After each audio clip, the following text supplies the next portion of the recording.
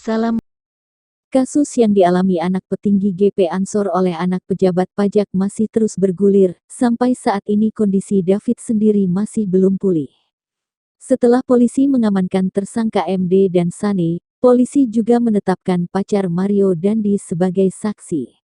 Pemberitaan demi pemberitaan terkait kasus ini berdampak kepada kondisi AGH sebagai saksi dalam kasus penganiayaan ini.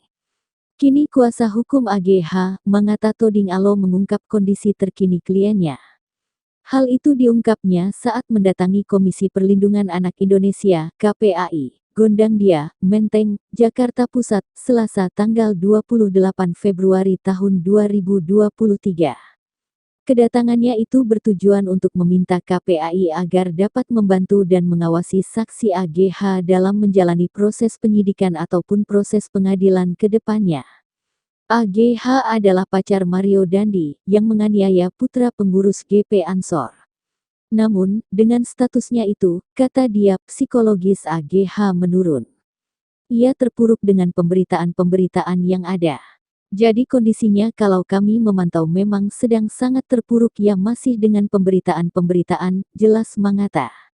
Sementara itu, Komisioner Subkomisi Pengaduan KPAI, Dian Sasmita membenarkan jika ia menerima aduan dari kuasa hukum dan keluarga. Tindak lanjut dari surat kami tanggal 24 kemarin untuk meminta pengawasan dan perlindungan kepada saksi anak AG ini.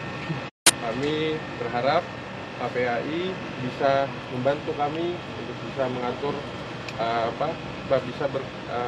membantu dan mengawasi saksi anak ini dalam proses penyidikan ataupun proses peradilan ke depan. Dan yang kedua, kami meminta kepada masyarakat untuk dapat memberikan kesempatan kepada saksi anak AG ini untuk diberikan ruang dan posisi yang sama untuk kami mengungkapkan fakta yang ada menurut BAP yang sudah diperiksa dan bukti-bukti yang ada.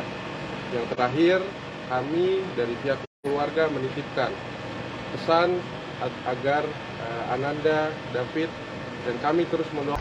Tadi sudah diperkenalkan sama Pak Sil, jadi pagi ini kami menerima keluarga dan tim penasihat hukum dari anak A yang melaporkan atau membuat pengaduan kepada KPAI terkait kasus yang dialami oleh A.